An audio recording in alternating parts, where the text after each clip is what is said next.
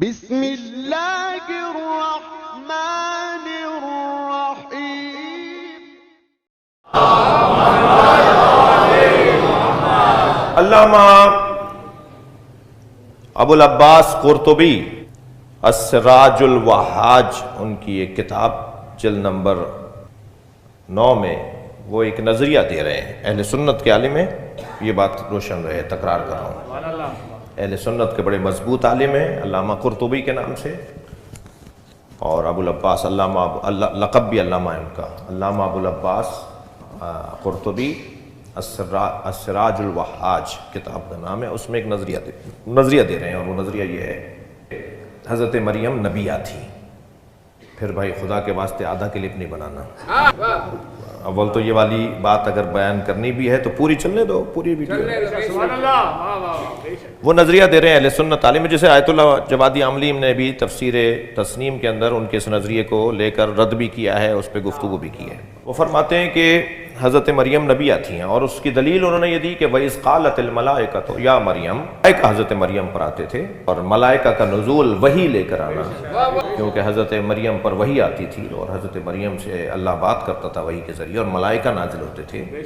اور قرآن مجید سورہ مبارکہ آل عمران کے اندر یہ آیت موجود ہے، وَإِذْ قَالَتِ الْمَلَائِكَةُ يَا مریم إِنَّ اللَّهَ اصْطَفَاكِ وَطَهَّرَكِ وَاصْطَفَاكِ عَلَى نِسَاءِ الْعَالَمِينَ۔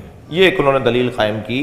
اس کی تفسیر کے اندر جا کر انہوں نے کچھ احادیث کو نقل کیا حضرت مریم کی عظمت پر، اس کی روشنی میں انہوں نے کہا کہ حضرت مریم کے نبیہ ہونے پر یہ ہے کہ وہ نبیہ تھیں۔ پھر خود اپنی بات کو رد کرتے ہوئے کہتے ہیں کہ اگر حضرت مریم نبیہ ہوں، جو میری سمجھ ہے بقول ان کے، تو پھر اس کا مطلب یہ ہے کہ حضرت زہرا ان سے مفضول ہیں، افضل نہیں ہیں، کیونکہ نبی سے غیر نبی افضل نہیں ہو سکتا۔ یہ بے شک نہیں، ہمارے یہاں یہ نہیں ہے نظریہ ہے، یہ ہمارے بھائی ہوگا جی۔ آپ نے تو بہرحال اپنے طور پہ عقیدت میں فرمایا، تو ہم کہتے ہیں کہ نہیں، نبی سے غیر نبی افضل ہو سکتا ہے، یعنی جس کے پاس نبوت کی صلاحیت ہو مگر بالفعل نبی نہ ہو، جس کے پاس نبوت کی صلاحیت ہو مگر بالفعل نبی نہ ہو، وہ افضل ہو سکتا ہے۔ جیسے مولا علی بالفعل نبی نہیں ہے مگر نبوتوں کی صلاحیت ہے۔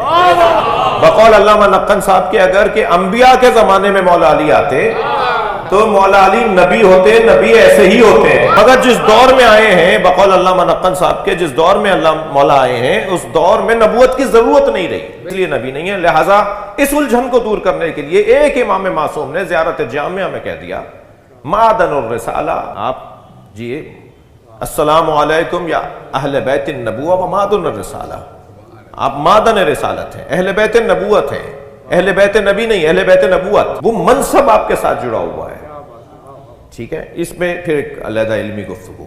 نظریہ یہ کہ وہ یہ فرماتے ہیں کہ کیوں اگر حضرت مریم علیہ السلام کو نبیہ مانا جائے تو پھر یہ قاعدہ ماننا پڑے گا، یہ طے کرنا پڑے گا کہ حضرت زہرا ان سے افضل نہیں ہے، کیونکہ غیر نبی سے افضل نہیں ہوتا۔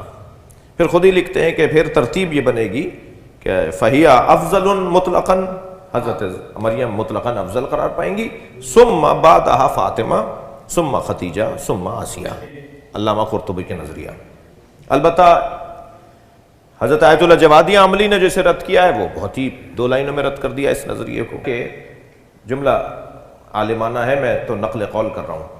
فرماتے ہیں کہ اگر تعویل کے ذریعے یہ نظریہ تسلیم کر بھی لیا جائے تو یہ تنزیل کے خلاف ہے۔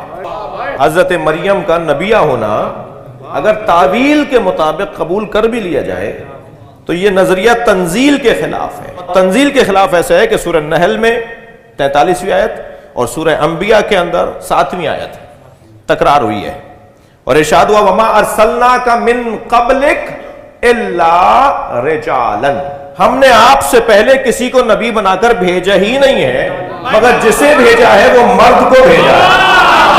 محمد جی، تو قرآن کی صراحت ہے، تنزیل کے مطابق یہ نظریہ قابل قبول نہیں ہے کہ حضرت مریم نبی آئے، اور اگر تعویل کے مطابق مان بھی لیا جائے تو تنزیل کے خلاف ہے۔ بہت روشن آیت ہے کہ کوئی مرد جتنے نبی آئے ہیں وہ سب مرد آئے ہیں، اللہ نے مردوں کو نبی بنایا ہے، کوئی پہلے عورت نبی نہیں بنی۔ اب یہ جو قاعدہ آپ کہہ رہے ہیں کہ جی حضرت مریم اگر نبیہ ہیں تو پھر حضرت زہرا سے افضل ہیں، تو یہ ہمارے مطابق تو قابل رد ہے، حضرت مریم نبیہ ہیں۔ سیدہ کے بارے میں جو احادیث ہیں ان میں ایک روشن حدیث سنی شیعہ نے لکھی ہے، بی بی سے نبی نے فرمایا اما ترضینا انک سیدۃ نساء العالمین، اے میری دختر، اے میری بچی، تم اس پہ راضی ہو کہ تم عالمین کی عورتوں کے لیے سیدہ ہو؟ اب اچھا ایک اور حدیث بھی لے لیجئے، فرمایا یا زہرا انت سیدۃ نساء ہذہ الامہ، اے میری زہرا تم اس امت کی عورتوں کی سیدہ ہو۔ ان دونوں حدیثوں کو لیتے ہوئے اب دوبارہ اعتراض کیا بعض علمی مخالفت کرنے والوں نے کہ وہاں حضرت مریم کے لیے قرآن کی آیت ہے، اللہ نے آپ کو اے مریم، یا مریم ان اللہ اصطفاک وطہرک واصطفاک علی نساء العالمین، آپ کو عالمین کی عورتوں کے لیے اللہ نے چن لیا ہے۔ اور ادھر حدیث ہے ادھر آیت ہے، تو اس کو ہم کیا کریں گے؟ اگر ہم مان لیں کہ جناب زہرا تمام کائنات کی عورتوں سے افضل ہیں، تو اپنی ماں جناب خدیجہ سے افضل کیسے ہوں گی؟ وہ بھی ایک خاتون ہیں۔ حضرت خدیجہ سے حضرت مریم، حضرت زہرا افضل کیسے ہوں گی؟ تو اس کو رد کیا ہے سنی شیعہ اہل دل علماء نے۔ پہلی بات تو یہ کہ یہ کس نے قاعدہ اور قانون بنایا ہے کہ ماں باپ اولاد سے ہمیشہ افضل ہوتے ہیں؟ ماں باپ محترم ہوتے ہیں، مگر ماں باپ اولاد سے ہمیشہ افضل ہوں، یہ قاعدہ آپ کہاں سے لے کر آئے؟ اگر یہ قاعدہ مان لیا جائے تو پھر کہہ دیجئے کہ حضرت آدم سرکار دو جہاں سے افضل ہیں۔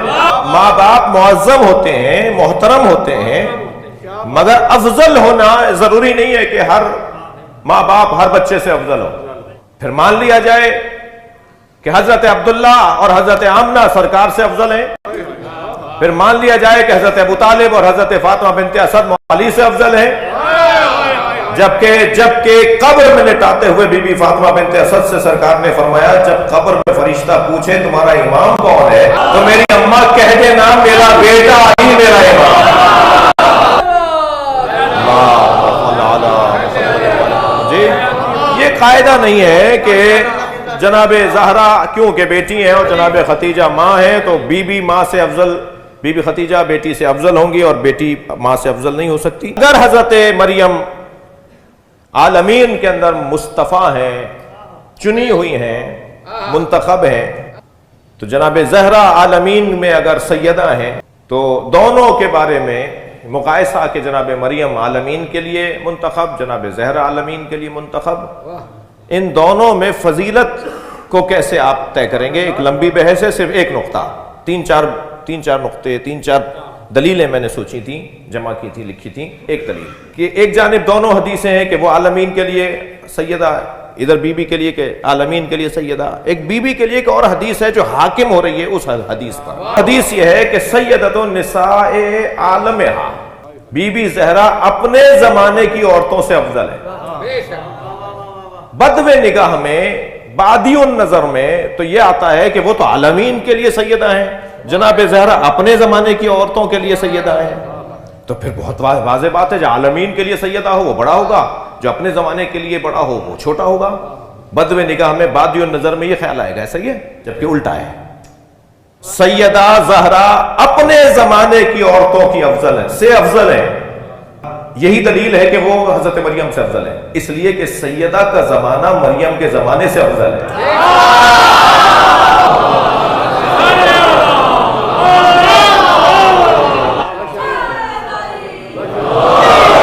جناب زہرا کا زمانہ کیونکہ نبی کا زمانہ ہے، جناب زہرا کا زمانہ کیونکہ علی کا زمانہ ہے، جناب زہرا کا زمانہ آخری زمانہ ہے، کیونکہ نبی کے اصحاب پر انبیاء فخر کرتے ہیں، کاش ہم نبی کے اصحاب ہوتے ہیں۔ جی نبی کا، جناب زہرا کا زمانہ سارے زمانوں پر حاکم ہے، جب زہرا کا، سیدہ کا زمانہ سارے زمانوں پر حاکم ہے تو سیدہ کی فضیلت بھی سارے زمانوں کی صاحبان فضیلت بیویوں پر حاکم ہے۔ سیدہ تمام کائنات کی عورتوں سے افضل ہیں۔ عزیزان گرامی، جو بات میں نے ایک جملے میں کہی کہ ایک سنگین بات کرنے جا رہا ہوں، پہلے بھی ایک سنگین بات کی تھی، بات میرے بزرگوں کا کہنا ہے کہ ممبر پہ کرنے کی نہیں ہے، لیکن میں نے یہ جو بات کرنے جا رہا ہوں یہ ممبر پہ کرنے کی ہے، اور خدا نخواستہ یہ بات بھی کسی کو یہ لگے کہ یہ بات ممبر پہ کرنے کی نہیں تھی تو میں اپنی گردن رکھنے کو تیار ہوں۔